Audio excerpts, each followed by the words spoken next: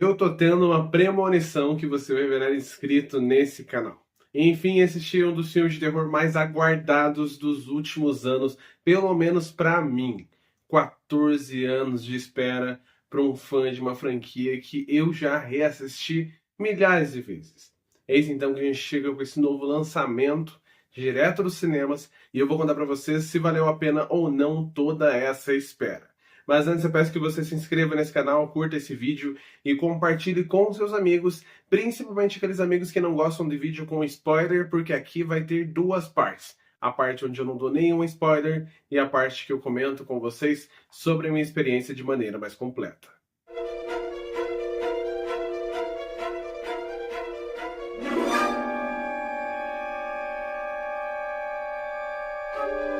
Tudo bem, pessoal? Meu nome é Diego Ferraz, sejam muito bem-vindos ao canal Cripteca e bem-vindos à crítica do filme Premonição Seis Laços de Sangue. Filme esse que se inicia nos anos 60, o que é muito diferente para essa franquia. E aqui a gente acompanha a Iris, que é uma mulher que está ali noiva, toda feliz no começo do filme, e ela recebe uma surpresa do seu namorado que a leva para conhecer um restaurante gigantesco panorâmico. E esse restaurante é na beira de um penhasco. Eis então que ela vai com seu esposo para conhecer esse lugar e a gente sabe que é lá que terá o acidente inicial, ou o acidente que vai ser o mote para o filme inteiro. Só que essa premonição da Iris que faz com que todo o plano da morte mude é vista pela ótica da Kimberly, que é uma jovem que está na universidade e está tendo esse sonho premonitório de maneira frequente. Então, pela primeira vez na série inteira, a premonição não é diretamente ligada à nossa protagonista, porque essa protagonista, por sua vez, começa a perceber que talvez essa premonição tenha algo a ver com a sua avó, e que, de certa forma, talvez haja um risco para a sua família. Eis que ela decide voltar para a sua cidade natal para investigar o que a sua avó esconde, o que significa esse sonho, e quando as duas se encontram, elas dão a cartada inicial para um jogo da morte que vai perseguir todos os descendentes da Iris. Descendentes esses que foram as pessoas que acabaram saindo da linhagem dos sobreviventes desse acidente dos anos 60. Falando dessa forma, até parece uma história complexa, mas conforme você vai vendo o filme, é uma história bem tranquila, que você consegue ver com tranquilidade. E aqui a gente tem um dos melhores acidentes da franquia toda do Premonição. Porque vocês que já assistem essa franquia, pelo menos nos 5 últimos filmes, sabem que o acidente inicial é um dos mais importantes para os fãs da franquia. Porque é ali que a gente vai ver diversas mortes acontecendo, tem toda a genialidade dos detalhes, que é muito importante para essa franquia. E aqui eu vou dizer para vocês que é o melhor para mim, de todos os acidentes que eu já vi. E isso que eu gosto de vários, inclusive daquele da estrada, do Premonição 2, gosto também da montanha-russa. Aqui, esse acidente, ele vai se elevar aos outros, pelo menos para mim, pelo fato de que ele acontece de modo muito calmo. Então, realmente, é um detalhe que acontece aqui e ali, que vai somando com diversos problemas ali ao redor daquele restaurante. E o fato de ter um chão completamente de vidro transparente, eles estão, sei lá, a 15, sei lá, 20 metros de altura, eles estão numa altura muito, muito, muito alta mesmo, assim, nesse restaurante panorâmico. Então imagina você estar ali dançando num teto de vidro, olhando para baixo. Lembra muito aquelas pontes que aparecem aí no YouTube e em diversos vídeos com as pessoas morrendo de medo de atravessar. Eu teria esse medo e aqui tem várias questões. Tenho medo da altura, tenho medo do elevador, tenho medo do fogo, do desabamento. Então, o filme conseguiu brincar com vários medos contemporâneos em um único acidente. E vou dizer para vocês que quando ele acontece de modo que deixa muita gente nervosa. Eu estava ali no cinema com a minha mão fechada, ali morrendo de medo que acontecesse. Outra coisa que eu posso chamar a atenção para esse acidente inicial é o uso da música. Tem uma música que é muito animada, que começa a tocar, todo mundo começa a dançar ali, e essa música vai ser essencial para esse acidente que está por vir. Pelo menos para mim, pelo menos. Tem uma cena ali que a música vai descendo o tom, os personagens vão descendo também. E nossa, que cena que dá nos nervos. Mas agora voltando para nosso período atual e para nossa protagonista de fato, a gente vai acompanhar as outras mortes que são da família da Kimberly. Eu vou dizer para vocês que também tem um diferencial nesse filme e que talvez por isso que ele está sendo considerado como um dos melhores filmes da franquia. Ao contrário dos outros filmes, que a gente não tinha nenhum tipo de apego com os personagens, aqui nós estamos falando de uma família.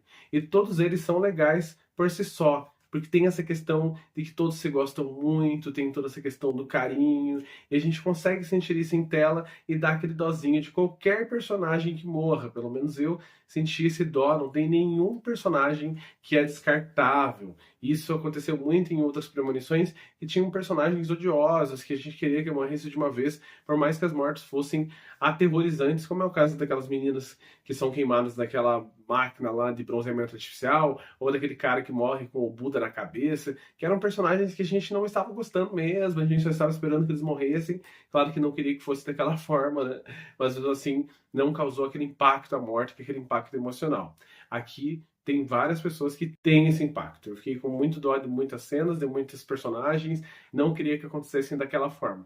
E conforme o personagem vai tendo mais tempo de tela, maior é o apego que nós temos com eles. Claro que tem a questão do luto, que nada é visto, assim, as pessoas têm apenas 2 enterros, depois de morrer quase o elenco inteiro, mas a gente entende que também tem a questão da velocidade do próprio filme, que tem 2 horas, por si só já é um filme de terror longo. Outra coisa que estava sendo muito aguardada, a personagem do Tony Todd, que é o Bloodwort, voltando de novo, dando um pouco de resposta de quem ele é, a motivação dele, será que ele vai realmente se explicar por aqui?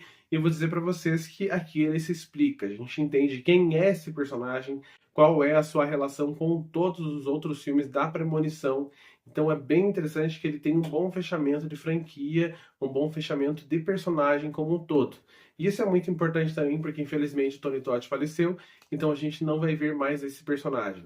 E vou dizer para vocês que é quase que profético as últimas frases dele nesse filme, o que deixou pelo menos eu com o coração bem triste, assim, tadinho, porque ele era um cara que eu gostava muito na atuação e com toda certeza queria ver ele aí por muitos outros filmes aí em diversos trabalhos.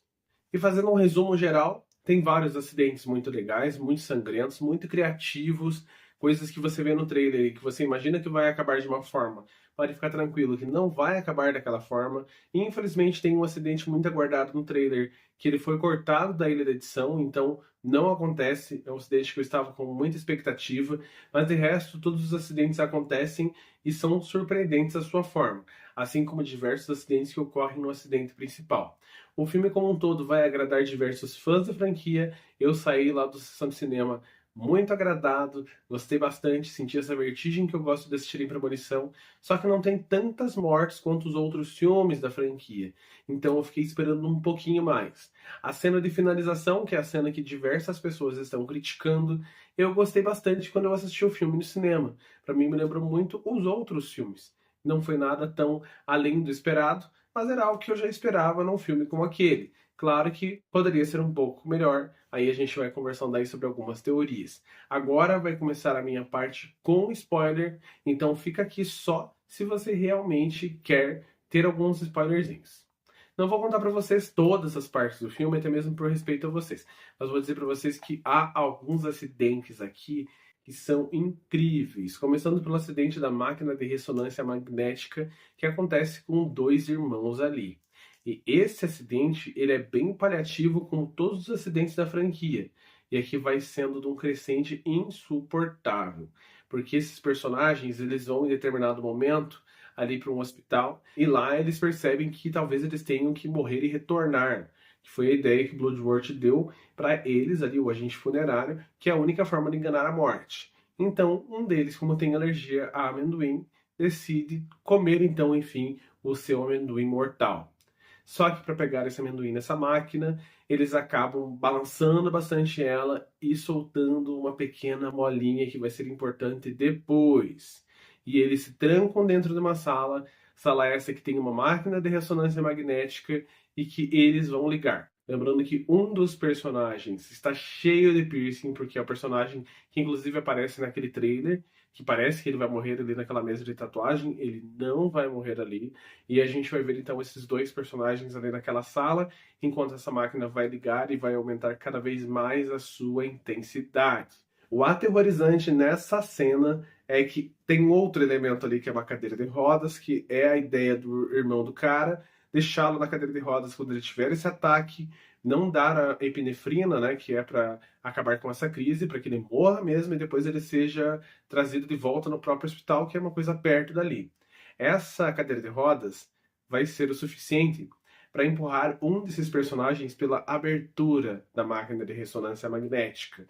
Então ele vai sendo empurrado pelas costas pouco a pouco até dobrar por completo. Essa cena é absurda de horrível, porque um pouco antes esse personagem vai perdendo os seus piercings que são jogados pouco a pouco naquela máquina ali, afinal ela tá puxando tudo que é magnetizado, tudo que é metal, e a gente já sente um pouquinho da dor dele, mas nada comparado com o seu final. E o seu irmão consegue pegar ali a epinefrina, consegue sair dessa crise e, por ironia da própria morte, quando ele sai da crise, está se recuperando, a mola que tinha sido solta lá no começo daquela máquina voa para dentro dessa sala e vai direto na cabeça dele e começa a rodar ali, tipo, matando ele com essa mola. Essa morte, essa sequência de morte é super pesada. Teve outras mortes assim que são interessantes. Tem uma morte num caminhão de lixo, que é algo que eu sinto aquele frisson aqui, aquele medo de o que acontece nessa máquina de compactar lixo. E uma personagem, infelizmente, cai lá dentro e é esmagada, numa cena que também tem essa questão demorada. Mas essa cena da máquina do lixo, eu confesso que eu achei meio que com muito CGI ali, não foi tão legal assim. E tem outras mortes que são as mortes clássicas do Premonição, que é algum objeto caído do céu e batendo na cabeça da pessoa, ou a pessoa, sei lá, se incendiando ali em algum momento, que não chamam tanto a atenção. Essas duas mortes em si foram as que mais me chamaram a atenção, fora, é claro, as mortes do próprio acidente central ali naquela vista panorâmica, que quando o chão racha e cai os personagens lá para baixo, é completamente aterrorizante, é muito aterrorizante. Tem uma cena, inclusive, bem angustiante, que uma personagem fica presa apenas pela aliança em dois pregos. E aí vai saindo a pele do dedo dela, assim, aos poucos, assim, é uma cena que, nossa, horrível, horrível, horrível mesmo, assim. Então não é um filme que vai ter as mortes mais memoráveis do Premonição. Infelizmente não. Esperava um pouquinho mais. Esperava inclusive a cena da morte na porta giratória. Acho que vocês vão ouvir bastante várias pessoas falando sobre isso. E infelizmente essa morte não tem ali no filme, ou pelo menos essa cena não tem. Foi cortada da edição. Faltou para mim mortes no sentido de coisas do dia a dia, que são essas coisas que acabam fazendo a gente ficar com medo quando a gente sai do filme Premonição. Inclusive, há muita referência ao caminhão de Tora, em diversas cenas, essa referência, que é do Premonição 2. É a única referência que você vai ter a sobreviventes, porque todo mundo pensou que talvez a Kimberly retornasse, que é a personagem que sobreviveu no Premonição 2. Eu achei que o Thomas também retornasse, que também foi o sobrevivente do Premonição 2, só que nenhum personagem retorna. O que o filme faz é fazer uma ligação geral com todos os filmes, dizendo que todos os sobreviventes daquela torre do Skyview, porque a Iris consegue interromper por completo o acidente da morte, então ninguém morre naquele dia, todos eles geraram descendentes. E esses descendentes vão ser perseguidos durante vários e vários anos em diversos acidentes pela morte. Então, sim, todos os acidentes estão interligados porque todos eles são descendentes diretos ou indiretos daquele grande acidente que não ocorreu, que deveria ter morrido ali uma média de, sei lá, 300, 400 pessoas. E aí a gente vê todos esses outros filmes sendo derivados do que ocorreu desse filme dos anos 60. Então, por isso que eu falei para vocês ali, tanto na thumbnail quanto agora, que todos os filmes estão interligados. Isso abre para diversos outros filmes da franquia que podem vir a acontecer com outras pessoas que são descendentes dos sobreviventes da Torre Skyview. E eu acredito que vai ser nessa pegada que os próximos filmes vão ser trazidos. E não se preocupe que Premonição 6 não vai ser o último, afinal, o Premonição 6 já bateu o recorde de bilheteria agora na sua estreia.